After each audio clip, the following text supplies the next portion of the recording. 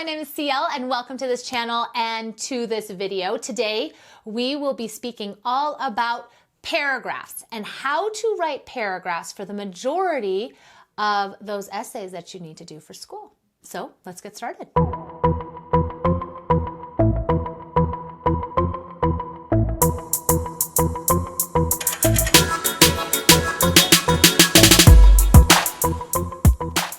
right, so have you ever been asked to write an essay and to write those dang paragraphs and you did not know how to do that or what your professor was wanting or what exactly needed to go in those paragraphs?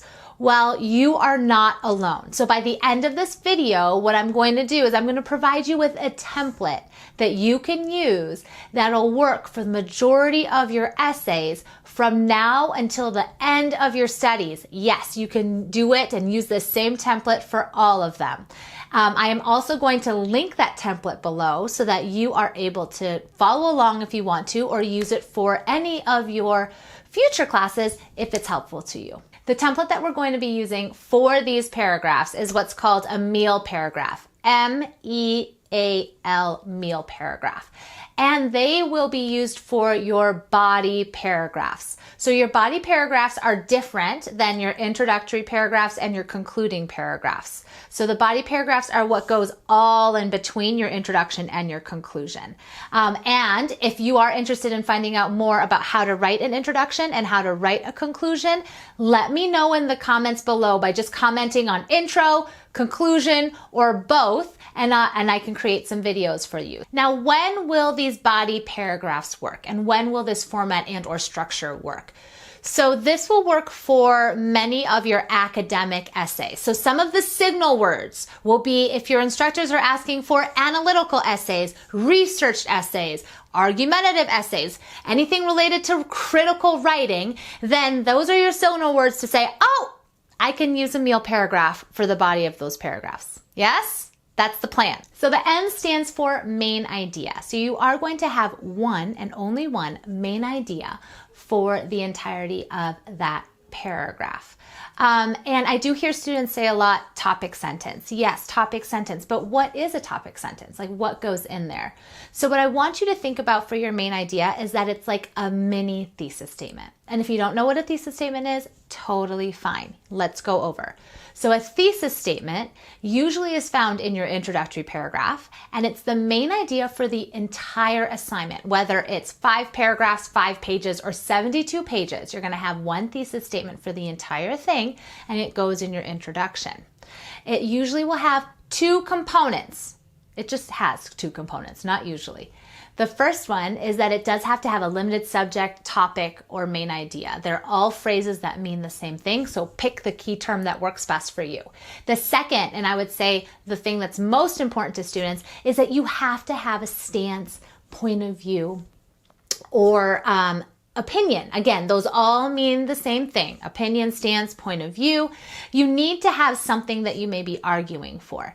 How do you know if you have a stance? Well, if somebody can disagree with you or have a different point of view than you, then you are good to go. Now, what does that mean for your paragraph? Well, that first sentence of your paragraph, that main idea, also needs to have an opinion, stance, or point of view. So you want to make sure that that's in there. Okay, so that's sentence number 1 for your paragraph. Sentence number 2 is going to be evidence. So that's what the E stands for. E stands for evidence. Now let's go in depth with what evidence means. So there are actually 4 types of evidence that you can include. There's 4 categories that evidence falls into. The first one is facts. Stats is number 2. 3 is personal experience, and this can be personal experience of yours or of other people, depending on the type of essay that you're writing. Your instructors will usually say if you can include your own personal experiences or not. And then the 4th is expert and or authority opinion. And these are the things that you're going to find in academic journals, magazines, depending on the magazine, newspapers, documentaries, things like that. What you'll want to do for that evidence component is you pick one category of evidence and you put one type of evidence. So choose a fact, choose a stat, choose a personal experience from an interview or from a memoir, or choose expert opinion. Just choose one and put that in. Now here we're getting to the good stuff. A stands for analysis, and I would actually say that that is the most important thing that we care about at this level of your education. We care about your analysis. So let's look at this and why. At the beginning of your paragraph, you're going to have your stance, opinion, or point of view. This is what you're arguing for. Then you're going to pick a piece of evidence to put in, yes, to support that main idea. That's the idea with evidence, right? Is that you're going to support that main idea. In your analysis, you are going to tell us as the reader how the heck that piece of evidence links to the main idea. All right, so you're analyzing. Basically, what analysis means is that you're breaking apart something into smaller components that you can dive deep. So what the heck are you breaking apart when you analyze? You are breaking apart the evidence that you just provided. Now I know this can sound still sort of like confusing. So how do we do that? Well, here is sort of, I would say, a foolproof way of providing analysis of your evidence. So pay attention. Here's what you can do to analyze. Number one, you tell the reader what exactly in that evidence is important and what they should take away from that evidence. The thinking behind this is whenever we are reading, everybody is going to interpret those words differently because we all have different experiences, knowledge bases, whatever it is.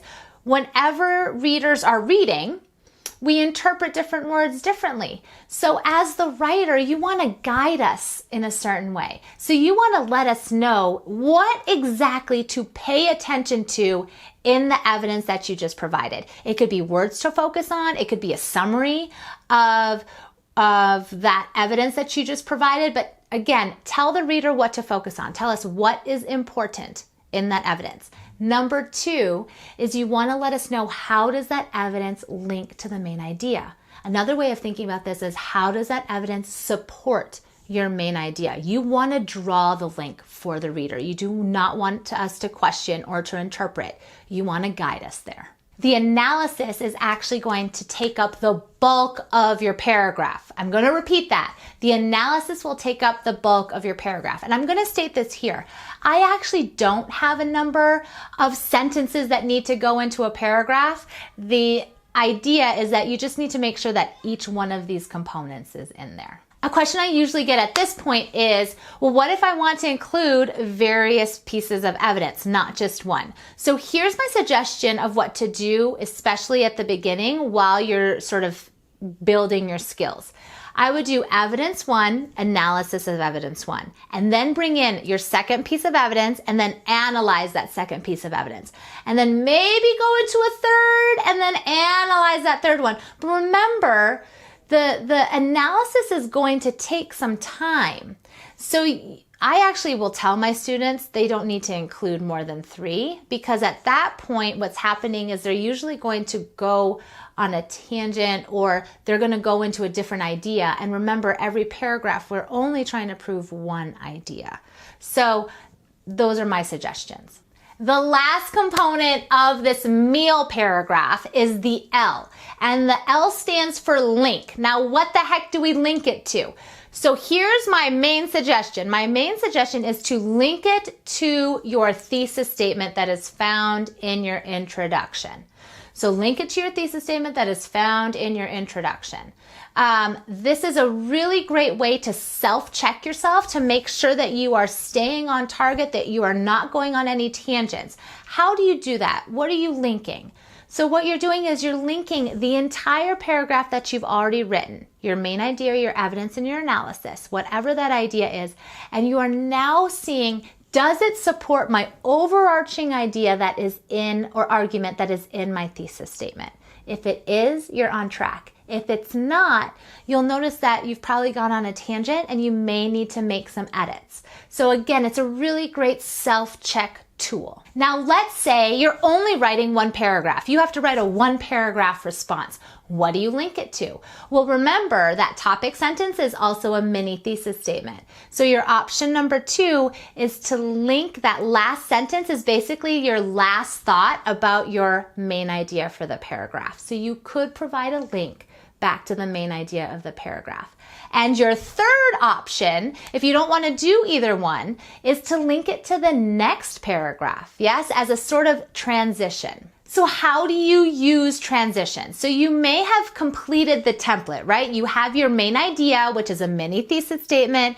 You've provided evidence that's either a fact, a stat, personal experience, or expert opinion. You've analyzed it, where you've told the reader exactly what's important in that evidence and how it supports the main idea. And now you're like looking at these sentences and they seem a little disjointed. Yes, it's just one sentence after another. One thing to make it a little more fluid is this thing called transition words. So transition words are basically words that link one idea to the next idea. And there's various ways to link it, again, to sort of help guide the reader on what your ideas are. How do you find these transition words? You can just Google them. So here's an example. I just put I Googled transition words, and this was one of the top ones that came up.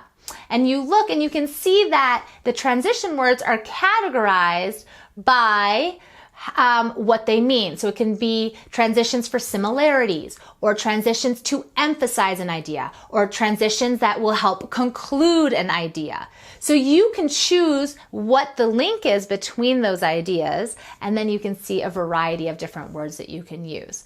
So transitions like that work between sentences, but they can also work between paragraphs. So again, for linking your conclusion, that L part, that last sentence of each paragraph, my main suggestion is to link it back to your thesis statement to again ensure that you're not going off topic, that the main idea and everything that you've provided to support that main idea links directly back to your thesis statement. But if you don't want to do that, or it just doesn't fit with the ideas that you have, again, you can either link it to the main idea of your paragraph, or you can use that last sentence as a transition into your next idea. So that's what I have for you. I hope that you found it helpful. I know that I've sort of went through it pretty quickly. So if you have any other questions, please make sure that you write them down in the comments below so that I can answer any questions that you have related to writing those body paragraphs. And again, if you have any questions about how to do introductions or conclusions, please write the words introductions, conclusions, or both in the comments so that I can, I'm aware that that might be something that you would want me to create a video about. By now you hopefully have an idea of writing paragraphs in a way where you are meeting the expectations of your professors. But you may also have questions about what the heck are the classroom expectations of my professors? Well, it turns out that I created a video for that. So if that is something that you're interested in, finding out what your professors truly expect from you, and I think that you'll be surprised because there aren't too many things, I will link that video below in the description for you. Other than that, if you found this video helpful, please do give it a like. And if you do want more videos related to college and college life and things that support college students, please subscribe to the channel and click on that notification bell to be notified whenever I do post new videos. If you would like even more access, I am on Instagram, where you can find even more information supporting college students at CL Amundsen.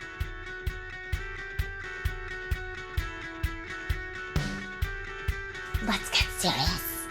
Let's get serious. I got this. Okay, do I have it? I don't know. This meal template is there's a fly. There's a fly. Oh my gosh. If you did, voila! Okay. If you found that, you know what? I'm just done. I'm just done. It's gonna be fine. It's gonna be fine. Have a great life, y'all. Blah, blah, blah, blah. Yeah. Have a great life. I'm done. Sure to share, well, don't be sure to. You could if you really want to. Okay, you can. Eugenamaya? What's her name? Eugenamaya Doubtfire, dear. Eugenamaya Doubtfire, dear. that what this rocking chair reminds you of? I love it. I love it. I don't even know what I said. Oh my gosh, stupid fly.